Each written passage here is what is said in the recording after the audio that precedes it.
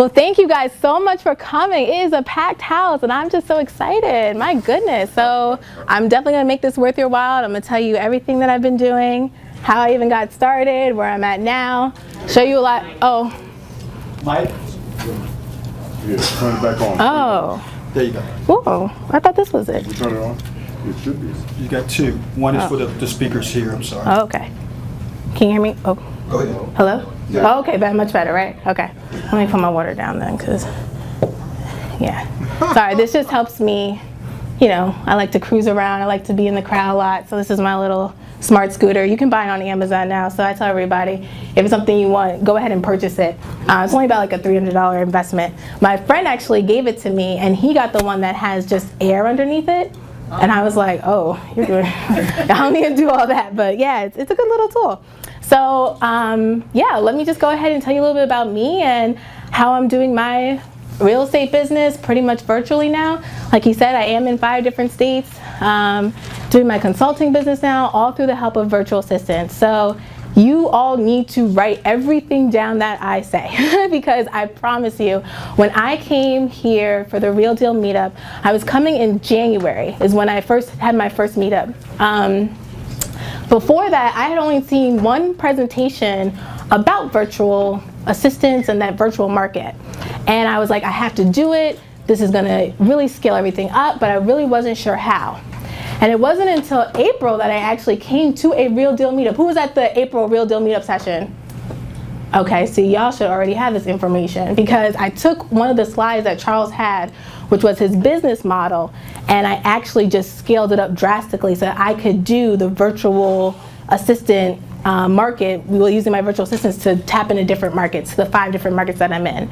So I'm gonna show that slide to the model, but just saying, it is on the website. So a lot of this stuff is also going to be released as well. And we're going to talk a lot about my workshop that's coming up where I'm literally going to give away all the tools, all the resources. I have a training manual of roughly like 200 pages that I use that documents my entire business that my virtual assistants now pretty much use to do all aspects of my business. So you get to see all that. At the workshop, I'm also going to have you guys meet my actual virtual assistant. So a lot of cool things that will be happening. And you'll get my book as well. 20 or 12? Oh. He doesn't know his microphone. Oh, okay. I was like, where'd that go? But yeah, so let me go ahead, tell you a little bit about me. So I'm originally from New Jersey, the Dirty Jers. Anybody from Jersey? Hey, my people. So I know a lot of people hate on Jersey, so that's okay. I'll have to give some Jersey love.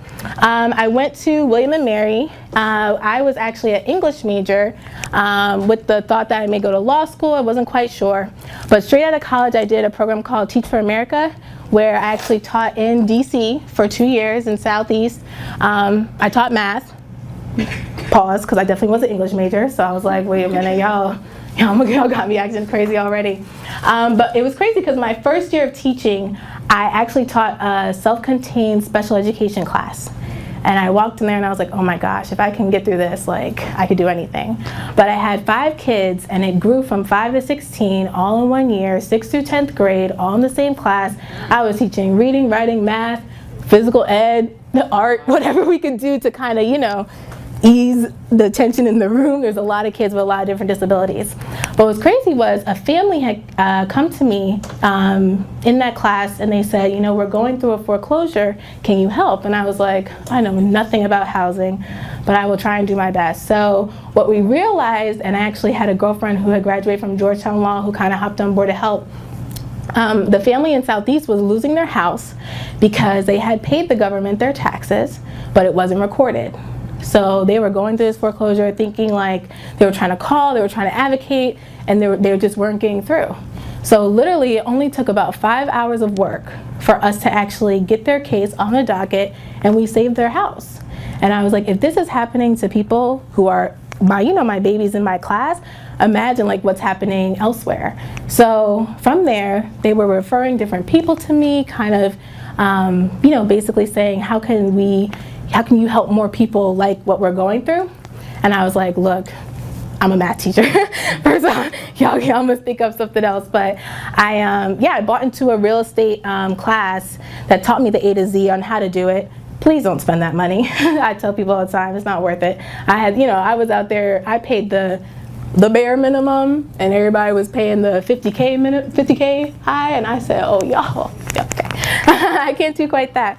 But all the stuff that and I tell people this all the time, it's no secret, all the stuff that I bought, learned, you can learn from Charles Blair.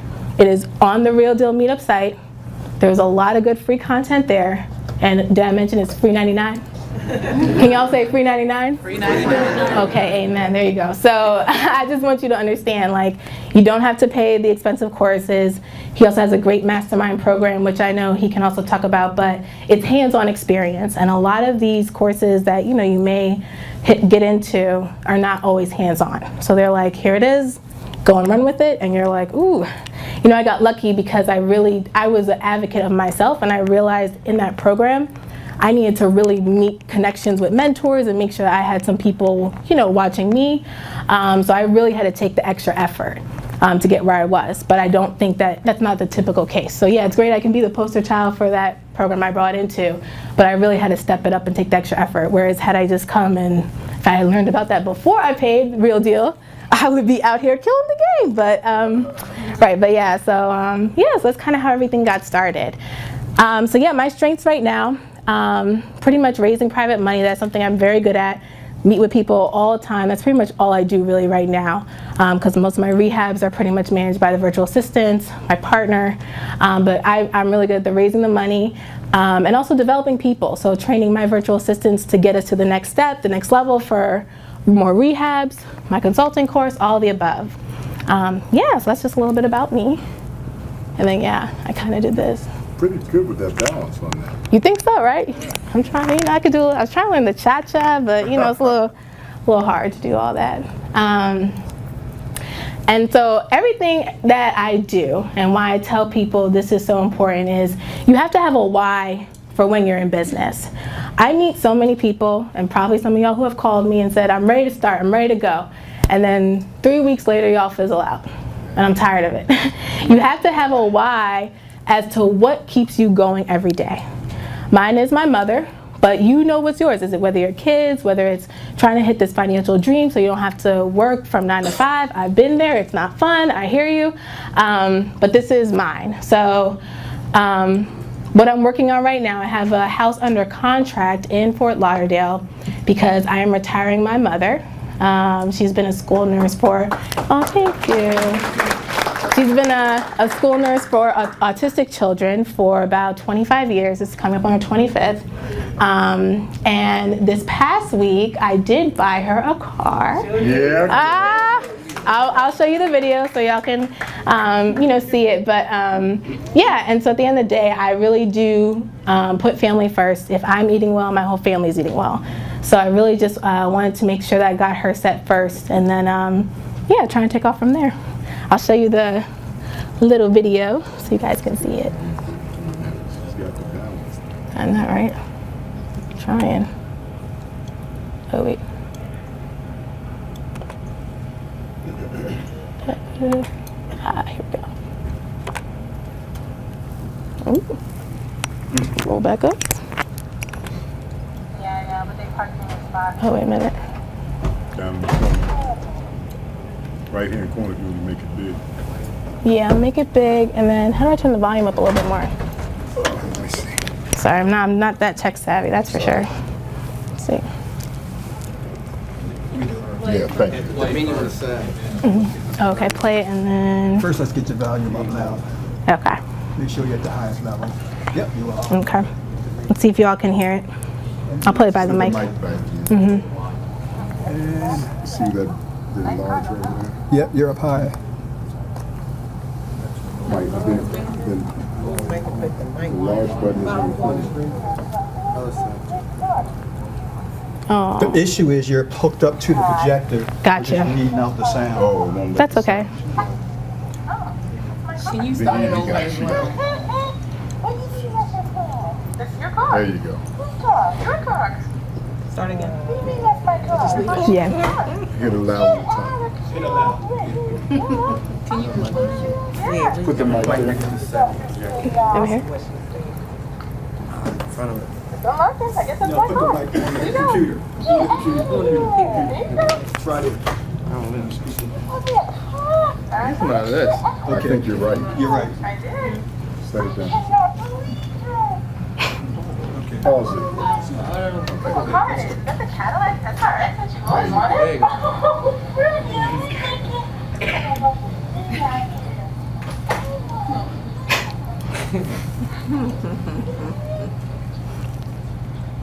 Oh my gosh, I was at the face.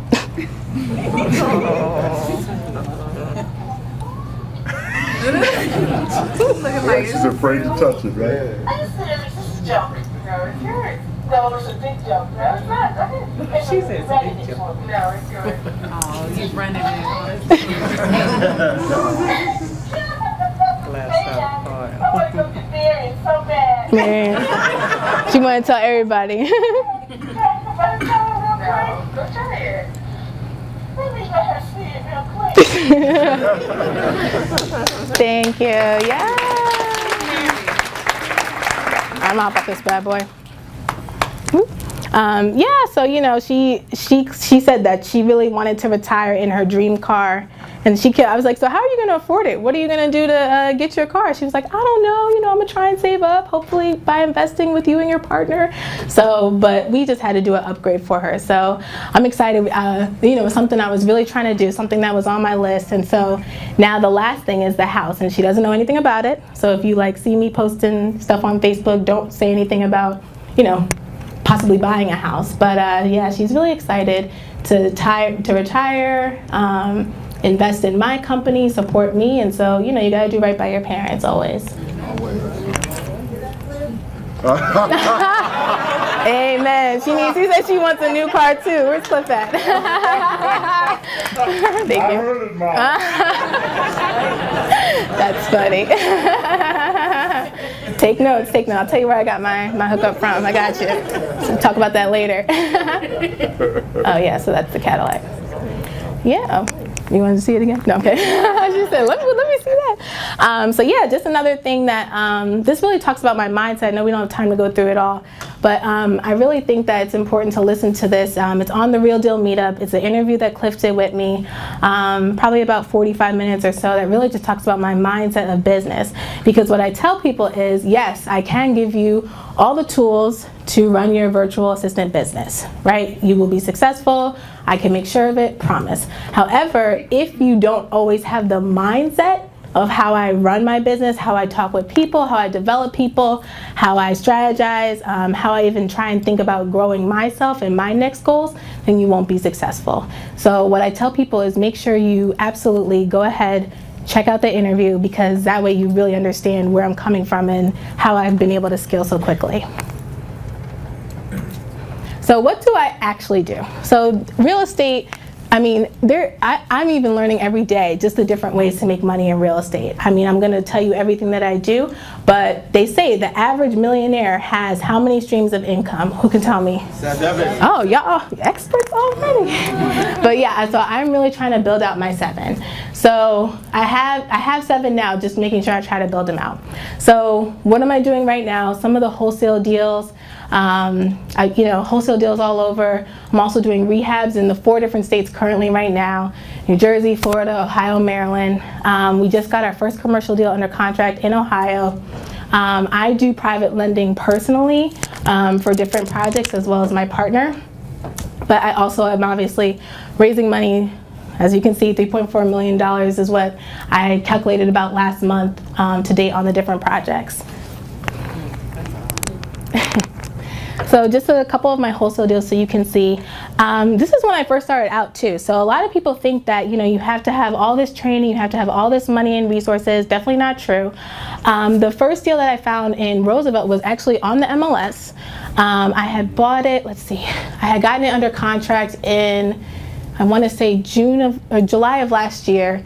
The market went up and appreciated, so I went and sold it to an actual investor who wanted to rehab it. And then my profit was, $7K off of that. And then the Maryland condos, which was also great, I went to a gala in last year where I met an investor who was also trying to just kind of get rid of their properties. We were talking about different things. And so I put her condos under contract, also sent it out to a blast of investors. Great to also, I think one of them actually might have been off the Real Deal meetup where, you know, you blast it to everybody. But I put together a very good package. So something else. If you are a wholesaler, how many wholesalers in the room? Your package is key to getting people to look at your deals. Do not, and I personally, do not send me the address, the price, your repairs, and maybe the ARV. I'm not gonna look at it. I wanna see the full package. How did you estimate the repairs? Who was the contractor that really gave you the full documentation? Where are the comps for the ARV? I wanna see it all. I want to see the pictures of the house. I know how some people are like, oh yeah, pictures on site when you come. No, I won't look at it. So a lot of this too, I just want to make sure I also say, like, when you have to be professional. So the reason why I got my wholesale deals under contract was because my packet was really good. I made sure I had all the information. I knew it was a good deal. I ran the numbers, let people see exactly how much they could make and exactly how much I was going to make. So I hate when wholesalers hide their numbers. It's okay to say how much you're gonna make. People wanna know, it's okay. You know, we bought a deal off of wholesalers in New Jersey and they made a 45K profit. And I was like, I'm not even mad at you because we're gonna make 120. You know what I mean? But at the end of the day, it was like, you know, you don't need to hide that number, it's okay. But just showing me exactly how much I'm gonna make afterwards too is very important. So if you are that person who is sending out those types of emails and those blasts with just the property, address, repairs, and ARV, we're not gonna do that anymore, right? Tell me, we're not gonna do that anymore. No more. No more. Amen. So, I got you. Oh, you had a question? Sorry. Yeah, I was wondering if you had an example of that package that, you know, we can reference. I do, as a matter of fact.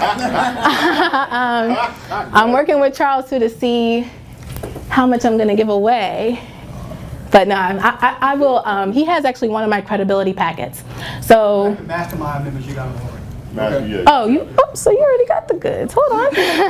I have a credibility packet for everything. Contractors, realtors, private money lenders, that's my big one, which basically outlines my history of what I've done, all the deals that I've done, pretty much the whole cycle of lending and all the promises that we make to lenders. So I can even, it's not really a lot in my presentation, so I can just quickly talk about it. You know, basically, like, at the end of the day, the lenders, you have to schmooze all the time. I want my lenders to be happy. I don't want lenders who are going to invest with me one time and never invest again. So what I do is I make sure I tell them, we give competitive rates for our lenders. We don't do annual interest, 12% annual interest or 10% annual. We do flat interest. Because at the end of the day, if you are, you know, for the end of the day, for us, if we're making, you know, 40K or 60K, it doesn't really matter, right? There's enough of the pie to go around, so we don't gyp our lenders. And that's what makes us more attractive and more competitive, because we give competitive rates to our lenders. I will fly an investor out to see the project. You're in Maryland, you say, oh, Ohio, I don't know. I say, how many times would you actually go see the project in Maryland if you were here, realistically? People say, maybe 2 to 3 times. Great, I'll fly you out there to Ohio. Take you out there for the day. You can go ahead and see everything you want. We also give newsletters, updated newsletters every 2 weeks to our lenders. We just make sure we take care of them. Whatever you need, we will customize for you all. Because your lenders are your best friend. Say it again. Your lenders are your best friend? I show off my lenders. I had a, what was it called? It was an expo that I was at. It was my first time being a vendor at the expo. Also something that you should do. Your business needs to get out there. You need to promote yourself and your business. Ways to do that, expos. I've met multiple lenders who have helped me fund deals, and I met them at these different types of networking events. So I bought my little table, I bought a little computer. Another assistant was with me at the time, and we just talked to everybody. I was so tired from 9 to 5. Everybody was coming to the table, wanted to talk about real estate. So you also, if you're in real estate, you have to really push it forward. This is supposed to be like your full-time gig, right? And I know it may not be for everybody yet, but you have to also say it. You can't just mention it to certain friends. Oh, I do that wholesaling thing on the side. You have to say, I'm a wholesaler, I am a rehabber, and then people are obviously gonna take it more seriously. So I just threw that out there. Sorry, I could talk for so much. There's so many different things I want to make sure I tell you guys. But yeah, also something just to note, and also finding different lenders as well. So a couple of my deals, we'll make it really quick because I do want to get through everything. Well, this was the first one that I had found through using a virtual assistant. So I was finding deals on my own, doing my own due diligence, doing it that way. But this is the first one that we had actually gotten via the virtual assistant system that I put in place. So she found it off of a wholesaler list. We subscribe to a few wholesalers in Columbus, Ohio. So every day she was looking at the actual wholesale deals that come in. People submit us stuff now all the time, and she'll go ahead and run the numbers. She not only runs the numbers and says, this is the CMA report, this is what they put in for the repairs. She also puts together a contract for us ready to go. So when I see it, the contract's there, I say yes or no. So she goes ahead and says yes, send it to the realtor, let's get it under contract, or no, we just move on to the next one. We put that, but we never dismiss a deal, right? We always put it in a follow-up system where we make sure that we are constantly following up to see if that price is gonna change. But so that, and I'll talk about this more too as I show the actual model, but she's putting them in Patio, that's our database. It's also free 99, everybody say it? Free 99. All right, so that Patio, and also, guess who has the cheat sheet for how to set up Patio? Y'all are not hearing me today. I'm saying, you're not hearing me today because I'm trying to tell you those the company that I bought into has a database. This is a funny story. The company I bought into has a database. You have to pay $99 to set it up. It's $100 a month. And everybody's like, dang, can I use some of this money for my marketing budget? I don't have any deals. They got me buying this system, this CRM database.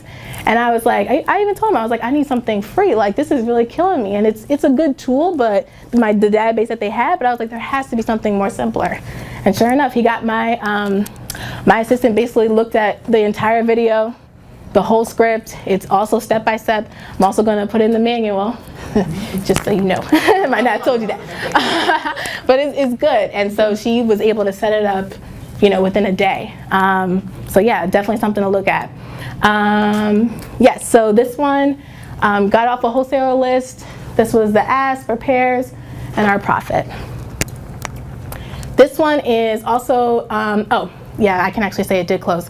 So the reason why I put sold was because our realtor actually had a buyer who was already looking at the property. So it was great that we just kind of customized the house to our actual buyer's needs. So he had said that this is what it will sell at if you do X, Y, and Z. We did do that, and so now it's under contract, sold at $320. Yeah, and so this one, okay. So where I found it. So I am just a firm believer that, when you meet people, middle school, high school, things just really do circle back into life, right? It's just amazing how things work out. So, a friend of mine was just like, hey, you really are doing this real estate thing. I have a guy who I think you should meet. And anytime somebody says that to you, you should always go and meet with them. That's true. Yep. Always. I don't care if they say it's a contractor next door who just got started. I meet with everybody. Because at the end of the day, you never know who somebody will refer you to who knows anything about real estate. But he sure enough did introduce me to some number one wholesaler that we work with. This was somebody he had met at a bar. And I was like, oh man, you sure I gotta meet with this guy? I don't know, your relationship, we'll see. But no, awesome wholesaler, hooked us up. This is actually the deal I was telling you about where the wholesalers made the 45 grand off of this alone. It needed everything. It needed foundation. It was a big project. But yeah, we were like, that's cool. We'll make our profit. That's my profit. Yeah. So worked out. Florida. So this one I want to highlight because once we started putting the virtual system in place, and I was really I started off in having it tested in Florida where my partner was. Excuse me, just because he was also doing a mass volume of marketing, I just wanted to see how it would really work. But what it cost to actually do the marketing, quote unquote, to find this deal was only $75 in total. We were paying our virtual assistant $25 a week. And within the 3 weeks of her doing this system every single day, we found a deal. So let me tell you what she does. She goes on the MLS, just like everybody who has access to it. If you don't have access to it, I didn't at first. I found a realtor who actually made me an assistant so that I had access to the MLS. And then I also got my real estate license in DC. But yeah, so she was on the MLS. She's combing through it, through our system, running the numbers on each of the deals of the criteria that fits us. She puts the credible leads in Patio, and I go ahead and either me or my partner, depending on where we are, looks at it. Once again, it's attached to the contract. We say, good, it's a deal, submit. But just look how much this costs compared to what our actual profit is. Oh, sorry, maybe y'all can't see the numbers. We bought this one for $62,000, repairs were $50, it sold for $199, our profit was $67,000. And all we spent of the 3 weeks was $75 to get the deal. And I'm gonna talk about this a little later too, but you have to treat your team right. My virtual assistant off of the profit got $1,000 once we closed. And that's a lot in the Philippines. So we treat our people right. We may pay you $25 a week to do something consistently, but you best believe once we close, we make sure you're treated right. It helped her buy a new laptop, which made things much quicker. It only helped our business grow. So I always say that as well. Oh yeah, so this is just another deal that we had in Ohio. Really high-end property. That's my business partner and his brother. My business partner and I actually went to high school together. Again, how the world works. He was like an older brother to me, him and his wife now, who he also met in high school. He worked for Goldman Sachs for a little while. His dad owns a car dealership.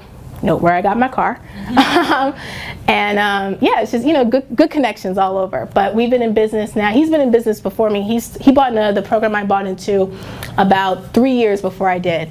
And last year we ran into each other at a conference, and I was like, yo, what are you doing here? He was like, I bought into the same program you did. I was like, shut up.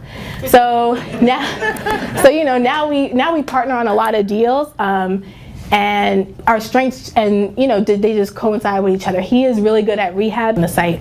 Also, guys, if you guys take a picture and tag Brittney in this presentation, you'll get a copy of the actual slides. So we'll send you the slides for the actual presentation, and we'll also send you a couple of the cheat sheets that she's going to be talking about in this presentation as well. Yeah. Just for tagging her and going out to Facebook, letting people know what you think of her presentation.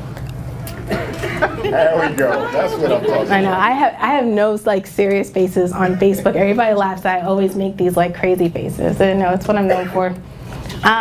Okay, so another way. So rehabbing, how I make my first stream of income. Second is investing my own money. This is what I do with every single person who I meet with pretty much who wants to be a private lender. Doesn't matter if you have $30,000, $10,000, $50,000, I promise you we will use it and we will make it work. What I do is I turn their 403Bs or their 401Ks, just like I did for me, my mom, everybody, my brother, all into a self-directed IRA. You cannot do this if you are still currently working at your job, but any previous ones can all be rolled over. And within 2 years of teaching, I was surprised how much I had even accumulated. I had accumulated almost $16,000 just from 2 years of teaching in my 403B. Rolled it over, got started. So second way to also make money, you can't invest my mom can't invest from her IRA to me, and neither can my brother because it's the line of the family. But I put my mother's money on my partner's projects, ones that we haven't partnered on, that I do myself. So just making sure that you're using people in your own circle's money. And everybody's like, what's the secret? Who are you talking to? Talking to people just like you, every single day. There is nobody special. I don't have this big network that looks different from yours. I'm just talking to more people in a day who have these IRAs, who want to see their money grow. Increasing my wealth through my rentals. Again, this one is another circle of life. I use the profits from my flips. Every time I do a flip, I buy a rental. Because at the end of the day, me personally, I want to be able to say, I don't need to do flips. At a point in time, I'm going to say this rental income is so high, let's just pray that it does happen soon enough, and I can just walk away from it all. Might see me on the beach somewhere. Y'all too. Y'all will be there right there with me. But yeah, so this is just, every time I do a deal, make sure I go ahead and buy a rental. Not only do I buy the rental, all the rental money that comes to me monthly, I don't touch it. I put it back into the property to pay it down. So that makes my properties free and clear in a shorter amount of time, which is gonna jump this number, yep, I have it at the bottom, but I'll tell you it. It jumps from, so when we bought this rental, it was cash flowing at $600 a month. In 5 years of me using the rental income to go ahead and pay it down, it becomes $2,700 a month. So don't get greedy and try and take that rental money. It's like you never had it. You just put it back into the property so you can pay it down. This one came from, again, circle of life. Girlfriend of mine from middle school. I know, crazy. She said she had a great aunt who was 92. Her name is Aunt Thelma. I love how I'm saying Aunt Thelma like it's my aunt, but that's what she's become. And she was like, yeah, she's in real estate. She owns a couple of properties in Ohio. You should go check her out. I'm like, oh my God. So I pull up to her house, Aunt Thelma, and I knock on the door and I'm like, I'm just gonna meet with this 92-year-old woman today. Like, what is, this is not even what I thought. She said she's hungry. She don't want to talk to me till she eats. I said, yes, ma'am, I will take you to go get some food. So we went to go get some breakfast, found out Aunt Thelma has 12 properties in Ohio. Wow. She's managing 12 properties in Ohio. She don't have no property manager. Her grandson is going to collect the rent every first of the month. I just said, Aunt Thelma. So at first I told her, we went to go see the multi-unit. I said, I will take off your hand. She said, absolutely not. I said, oh, okay. So the next month I tried again. Every time I was in Ohio working on the rehabs, I always went and took her out. I was persistent because I was like, I'm gonna get a property off of Aunt Thelma. And even my partner, he has no patience. We went to breakfast, he was like, is it time to go? Like, she's not giving us the properties, why even keep trying? And I was like, you just gotta show your character. If she sees what we're gonna do, if she sees my character, if she sees my business, I know she will let me have one of her properties. She just needs to see everything that we're doing. So I took her to everything. I was like, you wanna come see the property with me today? She was like, yeah, I'll go. You wanna come to an auction with me? Yeah, I'll go. So I just went and picked her up every day. I'm sure people, it was like all these very professional businessmen and me and Aunt Thelma, 92. She was just like, everybody's like, what are you doing with this woman? But sure enough, so this was one of her properties. And over the next year, we're gonna be buying 5 of them. The other one, I actually got my girlfriend from middle school to actually go ahead and also buy off of her. So she's ready to also let it go. But that follow-up system is key. Just because someone tells you no the first time, just because your offer is not accepted the first time, doesn't mean that you don't follow up. You have to follow up. I would say probably 1/5 of the deals that we follow up on is what we've gotten from follow up. The price drops, people say absolutely not, you're trying to cheat me, my house is worth more. I say, okay, you think so? I come back, maybe they're still not ready. I come back again, and by then, because they've seen the consistency, they know I'm trying to do something with the property, it works every time.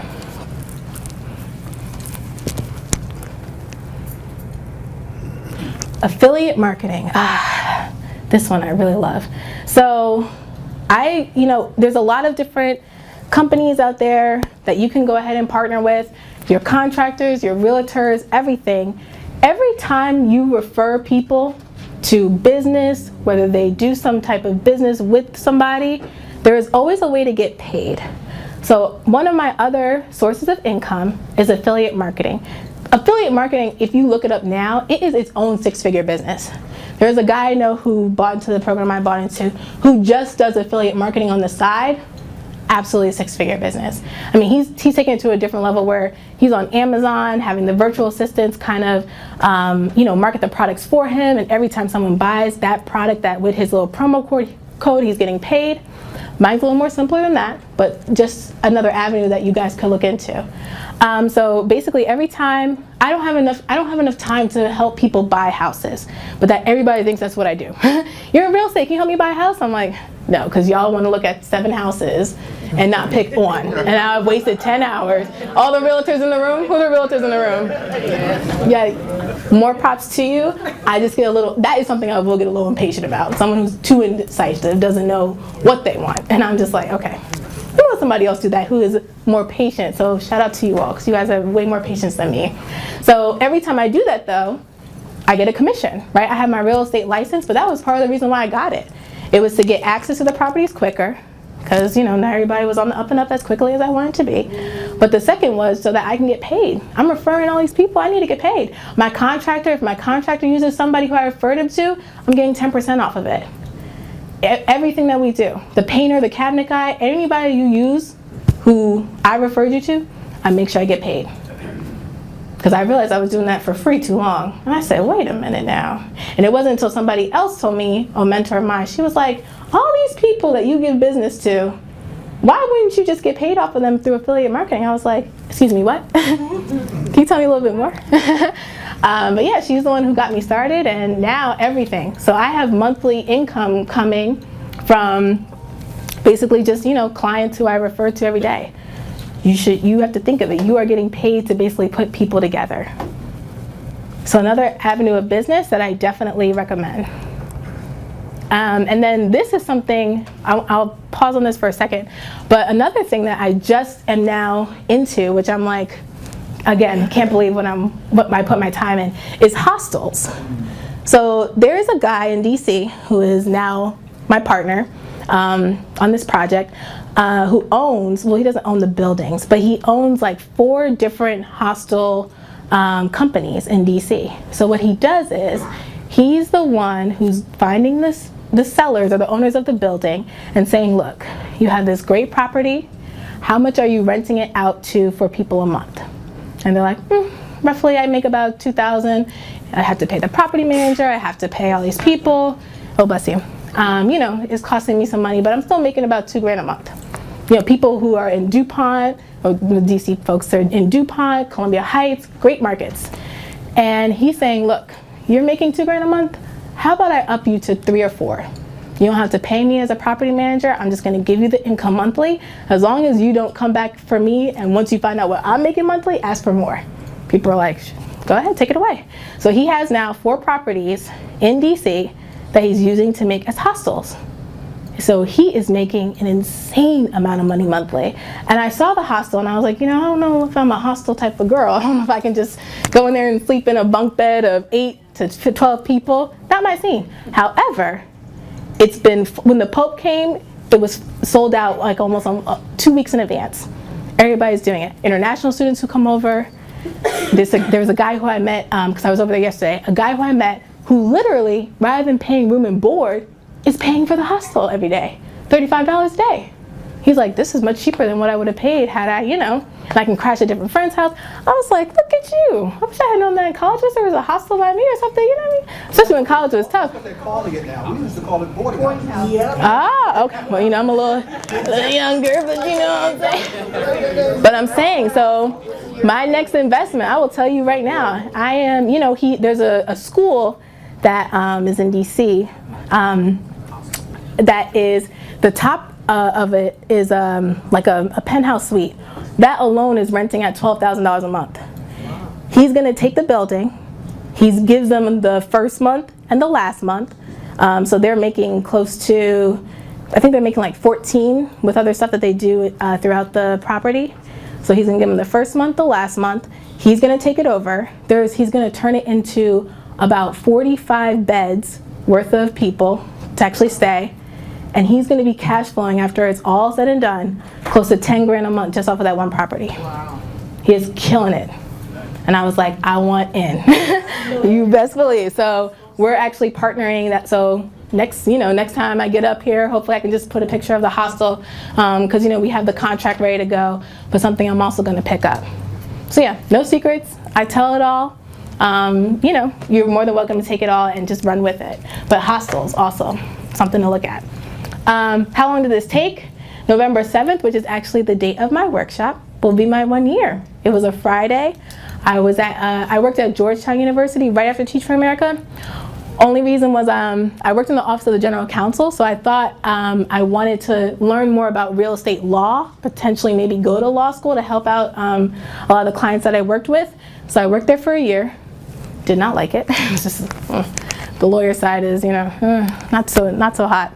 But yep. So I told her, I said it's time to go. So November 7th, I took a big leap of faith. I had done a couple of deals, so I wasn't going to go broke in the next, month or two. But that was the biggest push, just leaving my full-time job. at the end of the day, I mean, people get so scared about it, but you have to believe in yourself. At the end of the day, I realized if it doesn't work out, if it all hits the fan, I'll just get another job. Right. Right. You know what I mean? So, I mean, and I don't know why. I thought of it that simply, but I know it's easier said than done. Especially when you are making good money, because they were paying me pretty good. I had benefits, I had all that good stuff. But I was like, wait a minute. I think I know if I just give this a year and trust the process, I'm not gonna get my first deal the first marketing campaign, right? You can't do something once and expect it to work and say, oh, it doesn't work, I tried it. I did the 6 touches, made sure I was really reaching out, doing follow-up, and then it came naturally. And even my first 2 deals, and I talked about this with Cliff, they had both fell apart by the time I had quit. So this is crazy. So I had gotten 2 big rehabs under contract. I was ready to go. I had worked with a hard money lender, which I've never done it since. I've only used private money since. Used a hard money lender one time, never again, only private. But he was telling me he was in, this was the project, we were good to go on both of them. I was like, yes, I can quit, great. So I quit my job, so I might quit a little too early. But I just walked away, I was like, after this, I'm about to be making all this money, like, forget this. But quit, and then the deals fell through. Because, you know, hard money lenders, they have a lot of stipulations, there was a lot of stuff, and I was a newbie, so he had told me he was gonna fund it, so I believed him. And then he backed out last minute. So now both the deals that I had set up, my first actual rehabs, not the wholesales, boom, disappeared. And I was like, well, I do this full time, so I need to step up my game ASAP. So I was at all the networking meetings, I was trying to get mentors. I remember this one woman who actually helped me get my first deal in my wholesale deal in DC. I was like, I will work for you for $3.99, whatever I need to do, because she was doing like big condo unit conversions. She was making a killing, and I was like, I will do whatever you need me to do. I will answer the phones. Just please let me shadow you to figure out how I can make this a reality for myself. And you know, she took me in. And a lot of people will if you're consistent. I would be working with all of y'all if y'all really called me every month. But y'all don't do that. That's right. Y'all call me one time. I say, that's nice. I give you some tips. I give you some advice. And then when I see you, and I'm like, how'd that advice go? Oh, you know, I got so busy, and I didn't get a chance to try that out yet. And I'm looking at y'all like, see, don't waste my time then. I should call somebody on the spot. Who'd I tell somebody to do something? I'm looking at this front row. I remember what it was. There is no plan B. That's how I came in. Like, for me, this is it. No plan B. Absolutely. Forward, moving forward. Yep. No stopping. No stopping. You just gotta keep it doing. Keep crunching it. And the next thing you know, It just happens. It does. It happens. Like, it just happens overnight, man. It does. And once you get that first check, you say, well, if I did it once, I can do it again. So Cliffy almost saved you, but then I remembered. So you try to. Hey, look. So. But she probably told me some other stuff that she forgot that she told me. And I still haven't done it. Okay, so you don't need me to call you out. You're just going to admit that you didn't do it. Because, you know, that check got to come in, so I got to get out. Mm-hmm. Okay, so if I said patio setup, you'd look at me like I did it or I didn't do it. I did it wrong. Did you watch House Players video too? I did. I'm a college graduate with a master's degree. It's all good. Maybe we just need a little. And I'm a 9th grade dropout. Created 4 9th grade dropouts. It's all good. We'll have to. Okay. So he gets half credit for trying. But yeah, I'm serious. And then y'all asked me for all the books and all the things. And I wish this other guy named Malik, who actually is in the mastermind, actually is one of my private money lenders. I don't know if y'all knew about that. But yeah, he was the one. I told him, I was like, yo, if you're headed to the bookstore, can you get this book for me? He was like, oh yeah, I'm actually going to pick up this other book. And I was like, oh, all right, cool. Yeah, get that one for me too. I read it in like a couple of days. I'm actually going to show it. And he still hadn't read it yet. I said, see, you guys out here, you want all these books. I should just go right past the books because y'all say you're going to read them, but you don't. But if you are serious, you need to read it. So that's the one that I stumbled upon. There was a book I was looking for called, it was called The Power of Discipline. And so he had said something, it says The Power of Self-Discipline underneath it. And I was like, oh, I think that might be the same book. Can you grab it for me? and he brought it to me. I read it when I was abroad, and also changed a lot of the mindset that I had. I went to Italy, came back in like full force. Sometimes it's needed. You don't have to go abroad. Go take the weekend, catch up on some reading, make your vision board, set your goals for the next couple months. You just need to step back sometimes. And I do that at least 4 times a year because it helps me recycle. Get myself together, know exactly what I'm going to accomplish so I can go full force. Can I add to that? There's another one called Eat the Frog. Eat the Frog. That frog. Okay, well that's something I'll put on my list. Procrastination, if like you got a lot of procrastination going on, it helps you I hear you. focus. That's good. We'll see. Eat the frog. Brian Tracy, yeah. Okay. Eat the frog. It's meaning like it's the hardest thing you want to do. Do it first, then everything else becomes easy. Right. Okay. So a couple things that this book also taught me with no excuses, but Rich Dad Poor Dad, who's read it? Good. I'm really glad. Majority of the room. This is the first book that I got introduced to back in 2011 when I was first starting to teach about real estate. Just the idea of you don't have to get your master's, get your PhD, go to law school, just different ways to make money and not the traditional way. So it's just opened my eyes to just the possibilities. No excuses. What really actually I take away from that, I know my weaknesses. I am a procrastinator. I don't like to do things consistently, me personally. I don't want to wake up at 8 a.m. and put in offers for 2 hours. I don't. I know I won't do it. I also have that procrastination problem. Therefore, I hired someone to do it for me. But you have to know what your weaknesses are. Once you have your weaknesses, you can now outsource it so that you can do the things that you like to do. Yeah, I'll take a dinner. That my business partner makes fun of me all the time. He was like, where are you going tonight with your little fancy dinner to go take a private money lender? I was like, yeah, I like doing that. That's fun. A little free meal and walking around and showing people the properties. I'll do that all day. I don't want to put in offers on the properties for 4 hours. I've done it because I had to teach somebody else to do it. But I was like, I don't like doing that. So you got to outsource it. So also No Excuses, great. You know what I really appreciate about the book? It's very much a holistic view for no excuses. No excuses in your health, when it comes to your health. No excuses when it comes to family, relationships, physical fitness, everything. So I appreciate understanding self-discipline in all areas of life, but definitely something. This is the, okay. Because I meant, wait, here's the real test. When I was here, when was that? Before that, I mentioned it again at the Real Deal. So how many of y'all, after I mentioned it, went out, got it, and read it? Okay, shout out to y'all. Okay, because I was like, I know I told everybody about it, so if you're writing it down for the second time, you need to go get it and read it. What I appreciate about this book, this is what really taught me how to scale my business up. I cannot be everything in my business. I cannot be the accountant, the marketer, the bookkeeper, the realtor, the everything. I need to figure out what is my entrepreneurial focus and outsource everything else. And it just teaches you that. 3 steps. You're a technician in your business when you first start out. You're doing everything. You're running, taking calls, doing all that. You move up to a manager so that you are managing people who are doing those little tasks for you. And then you fire yourself from being a manager to the entrepreneur, which is where you really are focusing on your vision, your next goals, so that you can live the dream and your business is still continuing. And I'd love to. At a certain point, I want to fire myself from my own real estate investing business. It's something I like. I like actually working with clients on the client side more versus watching the house be done. But I want to fire myself from that too, because at the end of the day, it can run by itself, and I can do the things that I'm really passionate about.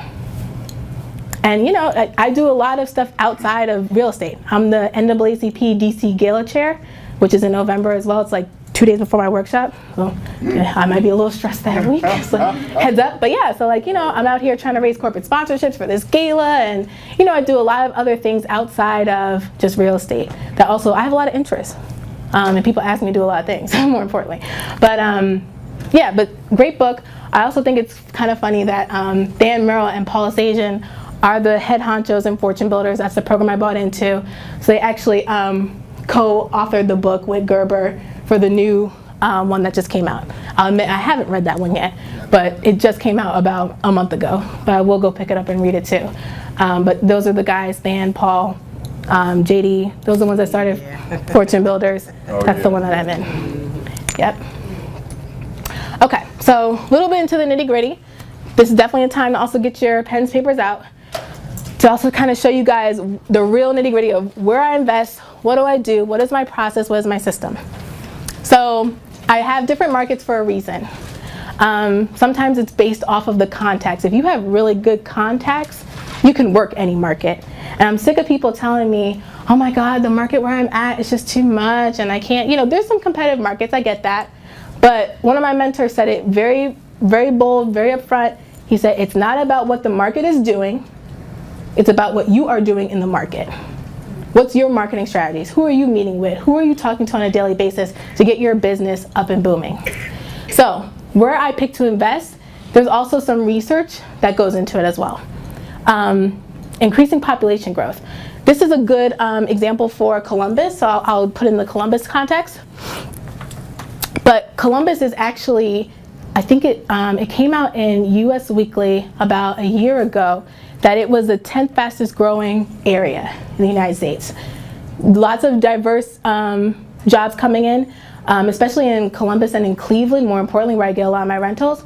The Cleveland Hospital, Cleveland Clinic, has expanded. I mean, I've seen it in person. They are taking over the Cleveland area, which is creating more jobs, definitely gonna boost the economy, boosting housing prices, which is why I picked it. So yeah, diverse economy with multiple sources of job. Are they making city, improvements to the city? In Columbus specifically, the commercial building that we actually put under contract is literally in an area where the investor across the street bought the property, rehabbed it. The investor next door is about to fix it up as well. So I'm on a block, specifically in Columbus, where other people are rehabbing the area around me. So it's a good market to be in. The vacancy rate. So when specifically, and this is a test drive that you don't even need the research to do it. You can just go on the street and see. When I pick rentals, if I'm driving down a block, specifically in Columbus or Cleveland, I want to see, is every area vacant next to my property? If so, probably not where I should do a rental right away. I like to make sure that there's only maybe one on the street where I'm actually buying to rent, especially for flips. And does your area attract buyers? What's around the city? So specifically in Columbus, even where the commercial building is, there's like a brand new Ethiopian restaurant that just opened up about a year before us. And we saw the city development plans for more restaurants, a shopping mall that's going to be about 2 blocks over from us. So seeing the development and knowing what's taking place in the area allows me to go ahead and make sure that's where I'm doing my investments. However, when it came to New Jersey, I'm from New Jersey, my partner's from New Jersey, we know the area a little bit better. This takes into effect some part, but it was more about our team. Our contractor is on point. It's a friend of my partner's that he's known since, probably about 10 years, does all the contracting work for us. And the realtor, who's a good friend of mine, not a star realtor, she's not the one that you have to call 7 times to get her on the phone. She's probably like top 15, top 20, so has enough room for us, and is also trying to become the #1. And when she gets there, congrats to her, we gotta find another one, because she'll be too busy for us. That's the goal. You wanna make sure you're also improving your people. I tell us all the time, when I meet with my contractors, it's not like let's meet at the property. I take them to dinner, and I say, at the end of the day, what are your goals? How much money do you want to make? This is why I do everything that I do. If I ask for the job to be clean every day, it's probably because I'm bringing a lender to see the job, and I want to make sure it's 100% clean. If I say I need you to take pictures of the property every single week, it's because that I am putting it on a newsletter so that I can get it more lenders, more projects. So I need you to do your job of contracting, because my job is to find your next deal, your next project. When you put people in positions where you can tell them exactly why you're doing what you're doing, it just automatically works. People, I don't have any issues when it comes to our contractors not picking up the phone, right? Because at the end of the day, they know Brittney's probably out looking for my next project. This is why I'm gonna do a good job, because I want her to call me again. So you have to put your people first. I've seen too many people fire contractors too early. You have to tell them why, your expectations first, because some people don't even do that. You just say, go do the project, and you haven't set any expectations for them, and you have to do that. And then, you know, people are just like, at the end of the day, talking with contractors, but not necessarily communicating with them what it is that they need in the best way, and are getting frustrated by maybe even like the lack of education of not knowing how contracting works. You don't have to know everything in a house to do it. I didn't know, I mean, when I was looking at my first house with a contractor, he must have thought I was crazy. I didn't know what siding was called. I didn't know what the windows, all that stuff. I was like, does it need to be fixed? Or write it down. And he was like, are you sure you know what you're doing? And I was like, I got this. You gotta fake it a little bit till you make it. But at the end of the day, he gave me the estimate. I also had a couple of other bids. And I also, you know, I had a mentor review it as well, but I looked and I said, what's the best bid? What's the closest time frame? Let's make it happen. And the contractor, the only time we had an issue with a contract that we actually did have to let go, he was too behind on the project. And I told him, I was like, at the end of the day, if you don't finish by the date that you set, our contract states that there's a $100 a day fee. Every day you're late. So either I'm not paying you that last final payment, or you're gonna get the project done. And he was like, realistically, I'm in the hole. I won't be able to finish it. I can already tell. So he had to walk away. Still no beef, no craziness really, but sometimes it happens. We got a new one, picked right back up. It didn't actually make us lose that much money, and we just kept it moving. Oh, sorry. I always go on tangents. I'm sorry. I have so much to tell you all, but I get so excited. So areas to invest in as well. I'm also looking in the Dallas market more so for rentals. Orlando, Miami, West Palm Beach, that's where another one of the markets that we're in is Fort Lauderdale, but great opportunity for rehabs. These were actually the ones that were ranked on, it wasn't Realtor, what was it called? Yeah, best place. Yeah, no, best places to actually invest. I'm trying to remember the magazine where it came out in. But yeah, so they gave a list of, you know, top 10, but as you can see, there's multiple cities that are tied, but these is what was said to give the best advice for where to actually do your investing in. And it's based on the other qualifications I had talked about in the previous slide. Detroit, they got Detroit up there? They do. Oh, wow. Detroit. Oh, yeah, Let me tell you about Detroit. You must not know. No. So I'll tell you why. My girlfriend, she's a six-figure wholesaler now. I was the one who kind of helped her get her virtual team together to do her wholesaling business. She's originally from Detroit. Where she grew up, she did grow up, you know, in a low-income, impoverished area. Her whole street was bought by an investor. He's doing every single house on her street. So I said, you need to save your money so you can buy the other side of the street and start to, once you change a block in a city like that, you're creating your own comps. You're developing a market within itself. And in these smaller, non-competitive markets, DC is competitive. It can be done in Maryland though. And it can be done in parts of Virginia. So, yeah. To your point, where's the money coming from in the industry? And it's starting to come back in Detroit. It is in the Detroit area, absolutely. I've seen it firsthand. So how have I, worked with other small businesses to kind of scale up? And it's crazy because the virtual system, it works obviously for real estate, but her wholesaling business, I've worked with a restaurant actually that was actually, really getting ready to go under. And they kind of wanted some, ways to actually get some more efficient systems. And so even just putting like a little small thing in place, just like one virtual assistant who kind of helped with the phone calls, do a lot of the stuff, we really were able to kind of save them from kind of sinking really quickly, which is, what's great about the model that I've created is that it really can work for any business. Obviously my virtual assistants are trained though specifically in real estate, but it really could work for any business, working for my consulting business, anything.